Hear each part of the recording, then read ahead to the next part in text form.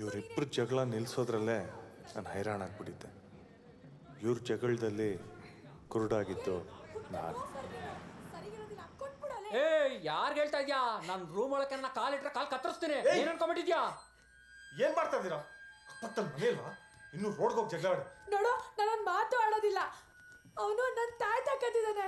ಮರ್ಯಾದೆಯಿಂದ ಕೊಟ್ಬಿಡಕ್ ಹೇಳು ಅವನ್ಗೆ. ನಾನೇ ಕದ್ದಿದ್ದೀನಿ. ಕಳಿಸ್ಬಿದ್ದಿತ್ತ ಏ ಕನ್ಸ್ ಯಾಕೋ ಬೀಳ್ಬೇಕು?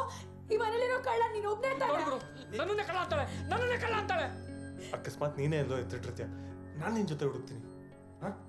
ದಯವಿಟ್ಟು ಸುಮ್ಮನೆ. ಲೇ, ನನ್ನ ತಾಯ್ತ ನಾನ್ ಹೆಂಗೋ ಕಳ್ಕೊತೀನಿ. ಎಲ್ಲಾ ಕಡೆ ಹುಡುಕಾಯ್ತು, ಇವನೇ ಕದ್ದಿರೋದು. ಕೊಟ್ಬಿಡಕ್ ಹೇಳು ಅವನ್ಗೆ. ಇಲ್ಲ ಗುರು ಅಪ್ಪಿ ತಪ್ಪಿ ನಿನ್ನ ಹತ್ರ ಬಂದಿದ್ರೆ ಪ್ಲೀಸ್ ಕೊಟ್ಬಿಡು ಗುರು. ಏನು ತೇಪೆ ಹಾಕ್ತಾ ಇದ್ಯಾ? ನಿಂಗೆ ಗೊತ್ತಿಲ್ಲ ಅದೆಷ್ಟು ಇಂಪಾರ್ಟೆಂಟ್ ಅಂತ. ಅವನೇ ಕದ್ದಿರೋದು. ಕೊಟ್ಬಿಡಕ್ ಹೇಳು. ನಂಬಡ ಗುರು, ಇವಳು ಮಾತು ನಂಬಡ ಗುರು. ಇವಳು ಸಾಮಾನ್ಯದ ಮಿಂಡ್ರಿ ಅಲ್ಲ, ಜಗ ಮಿಂಡ್ರಿ. ಇವಳು ದೆವ್ವ ಇವಳು. ನಮ್ಮಿಬ್ಬರು ಮುಂದೆ ಸರಿಯಾಗಿ ತಂದಾಗ ಯೂಸ್ ಮಾಡ್ತದ ಇವಳು. ನಂಬಡ ಇವಳನ್ನ. ಅದೆಷ್ಟು ಇಂಪಾರ್ಟೆಂಟ್ ಅಂತ ಗೊತ್ತು ತಾನೆ. ಅವನೇ ಕದ್ದಿರೋದು. ಕೊಟ್ಬಿಡಕ್ ಹೇಳು ಪ್ಲೀಸ್.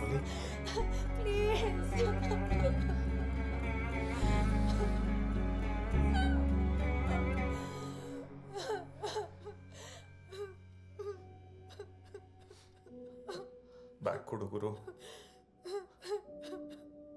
ಬ್ಯಾಗ್ ಕೊಡು ಗುರು.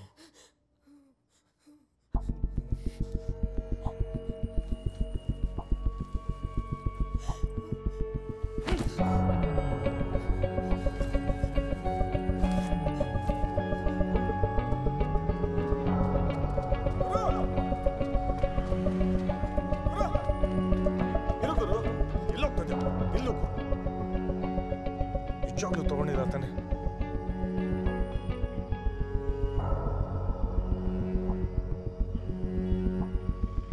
ಇಲ್ಲೇರು ಗುರು. ಎಲ್ಲೂ ಹೋಗ್ಬೇಡ, ಎಲ್ಲೂ ಹೋಗಂಗಿಲ್ಲ ಗುರು. ಎಲ್ ಸಿಕ್ತು? ಬ್ಯಾಗಲ್ಲಿ ಇರ್ಲಿಲ್ಲ ತಾನೆ? ಕೆಳಗ್ ಬಿದ್ದಿತ್ತು. ಬ್ಯಾಗ್ ಇದ್ದಾನೆ ಬಿದ್ದಿರುತ್ತೆ ಗುರು. ಹೋಗ್ಲಿ ಬಿಡು ಗುರು. ಮತ್ತೆ ಮನೆ ಕಡೆಗೆ ಬರೋದ್ ಬೇಡ. ಅವನು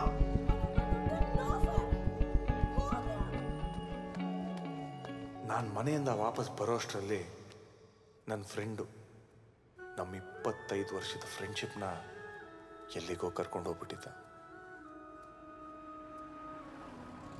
ಗೊತ್ತಿತ್ತು ಗೊತ್ತಿಲ್ಲದೇನೋ ನನ್ನ ಜೀವನದಲ್ಲಿ ಮತ್ತೆ ಇನ್ನೊಂದು ದೊಡ್ಡ ತಪ್ಪು ಮಾಡಿದ್ದೆ.